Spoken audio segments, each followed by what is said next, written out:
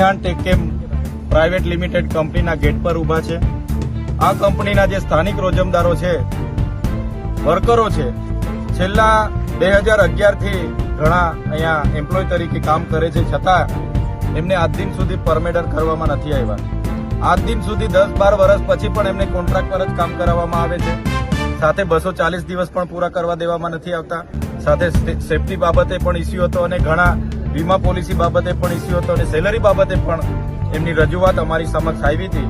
અને જે આ કંપનીમાં જે કાપડના એક વર્કર જે 6 મશીનો ચલાવી શકે એવી પોઝિશન છે, ત્યાં 8 મશીનો ચલાવવા માટે જ્યારે દબાણ થતું હતું, ત્યારે આજે અમે એમના મેનેજમેન્ટ સાથે ચર્ચા કરવા માટે અમે આવ્યા છે અને જે વર્કરોને અહીંથી કાઢી મૂકવામાં આવ્યા હતા એ વર્કરોને ફરી લેવડાવવા માટેની વાત અમે કરી છે। ત્યારે એમને લેવાની વાત કરી છે। સાથે સાથે આવનારા દિવસોમાં એક વર્કરોને પરમેનન્ટ કરવા માટે અને એમને યોગ્ય સેલેરી પણ મળે, સાથે સેફટીના સાધનો પણ મળે, એ બાબતની અમે એકદમ રજૂઆત એમને સ્પષ્ટ શબ્દમાં કીધું છે।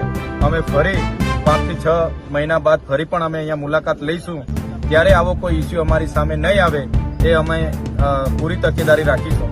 સાથે સાથે આ તમામ જીઆઈડીસીની જે પણ કંપનીઓ છે, એ કંપનીઓના માલિકો આ વિસ્તારમાં 2-4 આગેવાનોને સાચવી લે છે અને એના ઈશારા પર અહીંના રોજમદારોનું શોષણ કરવામાં આવે છે, એમ્પ્લોયનું શોષણ। કંઈ પણ થાય એટલે લોકલ આગેવાનોને જેમને સાચવેલા હોય, જેને આપી મૂકી હોય એવા લોકોનો સંપર્ક કરીને દબાવી દેવાની વાતો ચાલે છે।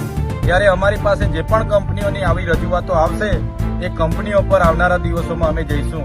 આજેથી અમારું કાઉન્ટડાઉન ઝઘડિયા જીઆઈડીસીમાં ચાલુ થયેલું છે।